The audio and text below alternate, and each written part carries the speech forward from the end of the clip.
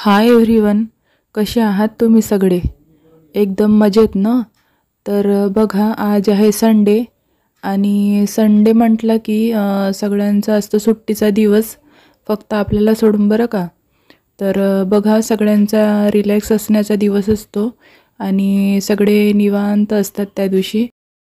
तर त्या दिवशी ना त्यांना आपल्याला बोलता पण येत नाही काही. तर असो, एक दिवस तर मिळतो त्यांना एन्जॉय करायचा, दिवसभर थोडा आराम करायचा. तर कशाला आपण पण त्यांना एवढा ताण द्यायचा, नाही का. तर एक दिवस करू द्यायचं त्यांना त्यांच्या मनाप्रमाणे. मुलं पण सुट्टी असली की दिवसभर घरात खेळत असतात आणि त्यामुळे त्यांचा जो पसारा असतो ना, तो सारखाच आपल्याला दिवसभर आवरावा लागतो. आणि कसं त्यामुळे ना आपले कामं पण त्या दिवशी ना जरा लेटच होत असतात. तर असो, काही फरक पडत नाही, कारण एक दिवस असतो. हे कामं केल्यानंतर ना मी थोडं बाल्कनीत जात असते, झाडांकडे वगैरे लक्ष देत असते, कारण त्याशिवाय मला करमत नाही. तर बघा, त्यानंतर मी अंघोळ वगैरे केली आणि आत्ता आली किचनमध्ये. आणि ना सुरुवातीला मी चहा ठेवून घेतला.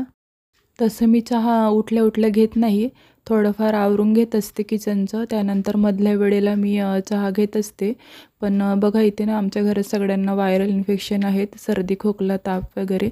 त्यामुळे ना मिस्टरांना पण थोडं 2 दिवसापासून व्हायरल होतं. तर त्यांनी मला अद्रकचा चहा ठेवायला सांगितला. सहसा ते घेत नाहीत चहा वगैरे. तर बघा, मग चहा ठेवल्यानंतर जे सीड्स भिजवले होते ना आदल्या दिवशी रात्री, जसे मी तुम्हाला बघा कालच्या व्हिडिओमध्ये शेअर केलेलं होतं, कुठले कुठले सीड्स आणि ते बदाम वगैरे भिजत घालायचं ते. तर ते भिजत घातलेलं ते खाऊन घेतलं. आणि त्यानंतर बघा, मग मी आली किचनमध्ये आणि कुकर लावून घेतला. तर मला ना आज मिक्स डाळींचं वरण बनवायचं आहे. तर त्यामुळे मग मी दोन्ही एकत्रच लावून घेतलं कुकरला, भात आणि डाळी वगैरे ते वरणासाठी. आणि त्यानंतर आता इथे पीठ मळून घेते आणि पीठ वगैरे मळून ते ना रेस्ट करायला ठेवलं. तेव्हापर्यंत बघा, चहा शिजवून घेतला आणि त्यानंतर आता मी ना चहा घेतो. तर चहा कसं मी बिना साखरेचा घेत असते, म्हणजे साखर अवॉइड करते, गुळाचा चहा घेत असते. तर बघा, शक्यतोवर ना आपण कसं जास्त साखर खाल्लं ना तर आपल्या जे एक्स्ट्राच्या कॅलरीज असतात ना, त्या शरीरात खूप जास्त प्रमाणात साठतात आणि मग ते चरबी वगैरे वाढणं, जरा स्थूलपणा वगैरे ना, त्याकरता मी म्हणजे त्यामुळे मी ना साखर अवॉइडच करते. आणि 1 चम्मच गूळ घालून मी चहा गाळला की त्यानंतर 1 चम्मच गूळ घालून ते असं घोटून वगैरे घेऊन घेत असते. तर मुलांना पण मी शक्यतोवर दुधातनं तेच घालून देत असते, गूळ पावडर, कारण त्यांना पण तसं छान लागत असते ते. तर असं हळूहळू मला ना असं साखर कमीच करायची आहे, कारण ती खूप जास्त कॅलरीज तयार करत असते आपल्या बॉडीमध्ये. तर बघा, तुम्हीसुद्धा तसंच हे करा, गूळ ट्राय करा आणि साखर थोडी अवॉइडच करा. आणि बघा, झालेलं होतं सगळं स्वयंपाक. आणि सगळं स्वयंपाक झाल्यानंतर आवरल्यानंतर किचन बघा किती छान अशी स्वच्छ दिसते. आणि त्यानंतर परत लागूया पुढच्या कामाला. तर बघा, इथे बेसिंग वगैरे आता क्लीन करून घेते मी, कारण कसं लहान मुलं असल्यामुळे ना सारखे बेसिंगवर हात धुणं, ब्रश करणं, त्यामुळे ना आणि हार्ड वॉटर असल्यामुळे ना खूप अशी डागं पडतात नळावर वगैरे, बेसिंगवर वगैरे. त्यामुळे मला ना असं सारखंच घासावं लागते. तर रोज सकाळी बेसिंग वगैरे ते मी घासून घेते आणि नॅपकिन जी असते ना ती सगळं पुसून ना रोज धुवायला टाकते, कारण मुलं खालून खेळून आलेत ना की कसं पण म्हणजे एवढं व्यवस्थित हँडवॉश करत नाहीत आणि सारखेच नॅपकिन खराब करतात. तर त्यामुळे मला रोज धुवावं लागते ते. आणि बघा, वर छोटंसं शेल्फ लावून डेकोरेट केलेलं आहे. इथे जे वर व्हाईट कलरचं छोटंसं शेल्फ लावलेलं दिसते ना, ते मी स्वतः DIY केलेलं आहे. कारण आमच्या बिल्डिंगमध्ये ना जेव्हा खाली फर्निचरचं काम चाललेलं होतं, तर तेव्हा ना भरपूर लाकडाच्या छोट्या-छोट्या फळ्या ना तिथे पडलेल्या होत्या. तर मी तिथूनच जाणे-येणं करत असते ना, खालून मुलांना वगैरे स्कूलला आणायला जायला वगैरे. तर मला दिसलेत ते आणि मी विचारलं त्यांना, "तुम्हाला याचं काम आहे का?" तर ते बोलले, "नाही, काहीच काम नाही, आम्ही ते टाकूनच देणार आहे." तर मग मी त्यांना विचारून ते घेऊन आले घरी आणि म्हटलं चला आपण काहीतरी त्याला छान असं पेंट करून डेकोरेट करूया. तर बघा मी असेच काहीतरी छान असं त्याच्यावर करून ना काही किचनमध्ये एक इथे आणि बाकी बाल्कनीत असं छान असं डेकोरेट केलेलं आहे.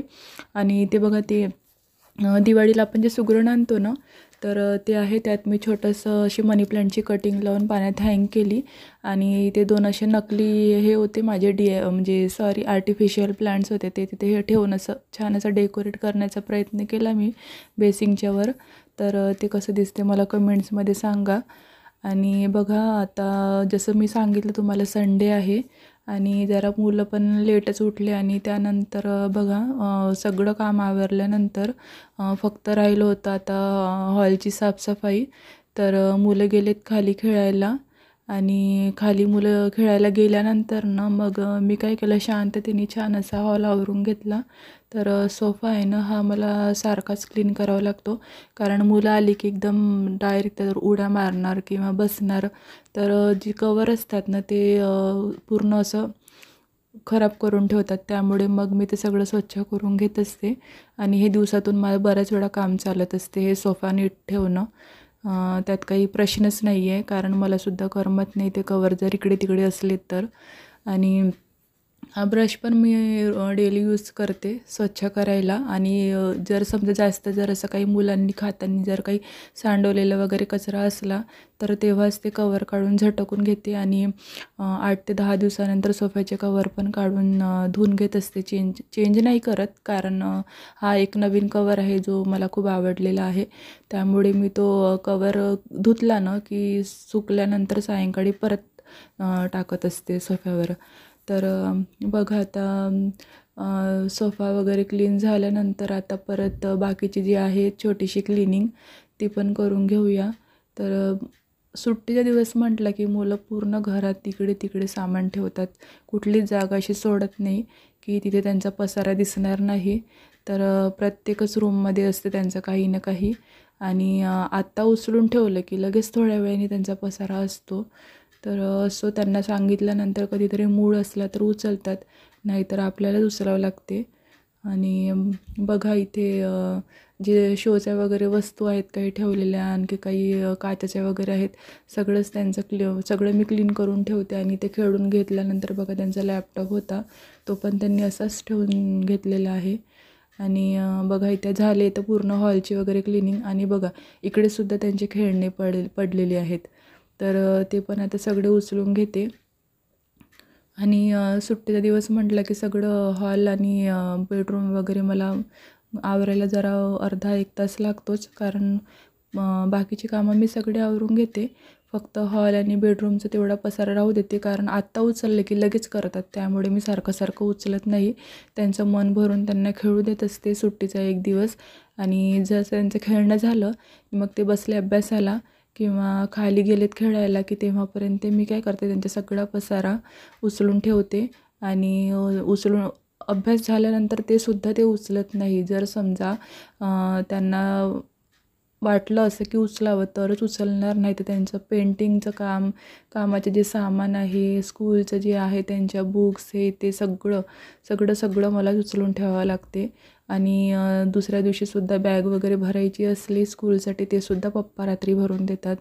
तर असं मुलांचं असते. आपल्या वेळेस तर नव्हतं असं काही, सगळं आपल्याला करायला लागायचं. पण आत्ताची मुलं म्हटलं की त्यांचं सगळंच आपल्या पॅरेंट्सलाच करावं लागतात. तर बघा आता क्लिनिंग सगळं झालं आवरून आता मी फरशी पुसून घेते. जेव्हापर्यंत मुलं खाली आहेत तेव्हापर्यंत फास्ट सगळं उरकून घेऊया. तर बघा आता फरशी पुसून घेते. आणि फरशी पुसताना ना कसं म्हणजे जास्त धूळ वगैरे होत नाही घरात सध्या. उन्हाळ्यात मात्र भरपूर धूळ होत असते. त्यामुळे मग मी इतकं जसं डीप क्लिनिंग वगैरे असं करत नाही रोज 8 ते 10 दिवसानंतर असं छान असं डीप क्लिनिंग करून घेते सगळं. सोफा वगैरे सुरकवून टेबल हे ते सगळं सरकवून. आणि रोज मात्र सिंपल पुसून काढायचं आणि एक कपडा घेऊन सगळी डस्ट पुसून काढायचं. हे काम डेली असते माझं. आणि बघा इथे ना माझ्या बाल्कनीत खाली मी लॉन टाकून घेतलेलं आहे.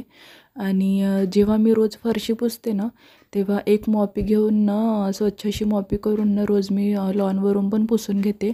कारण मुलांना तिथे खेळायला आवडते आणि कधी ते ना असं खेळताना तिथे असं लोळतात वगैरे, त्यामुळे ना मला ते आवडत नाही, असं बाहेरची डस्ट वगैरे उडलेली असते. तर रोज मी एक मॉपी घेऊन तिथून पुसून काढते छान असं. आणि बघा आता मी कपडे ड्रायरला लावलेले आहेत, कारण असं फारसं ऊन पडत नाही. एवढे 4-8 दिवस झालेत की असं कुठेतरी पाऊस पडत आहे वाटतं, त्यामुळे ना असं ऊनच येत नाही आणि कपडेसुद्धा ड्रायर केल्यानंतर सुकतच नाहीत. तर मी काय केलं मग, हाताने धुवून घेतले आणि फक्त ड्रायरला टाकलेत कपडे. कारण कपडे असे खूप जास्त नव्हते, त्यामुळे मी हातानेच धुवून घेतले आणि तेवढी मात्र फक्त ड्रायर करून घेतलं आहे. आणि बघा आता कपडे सुकत घालते. आणि कपडे सुकत वगैरे घालून मग तेवढे कामं झाले होते माझे. आणि त्यानंतर मग कपडे घेतलेत मी प्रेस करायला, कारण कसं 12-12:30पर्यंत सगळं सगळं आवरून गेलेलं होतं. आणि मग परत असं दिवसभर मग असं फ्री राहण्यापेक्षा मी बघितलं काहीतरी एक्स्ट्राचं काम आहे का, तर काहीच नव्हतं. फक्त ना कपडे होते, 3 कपडे होते प्रेस करायचे. तर म्हटलं चला तर रिकामं बसण्यापेक्षा प्रेस करून घेऊया. तर घेतलेत ते 3 कपडे प्रेस करायला. आणि कसं प्रेस करताना माझ्याकडे कसं बोर्ड असा वर आहे आणि तिथे आजूबाजूला दुसरं काहीच नाही, बेड वगैरे पण नाही, टेबल पण नाही.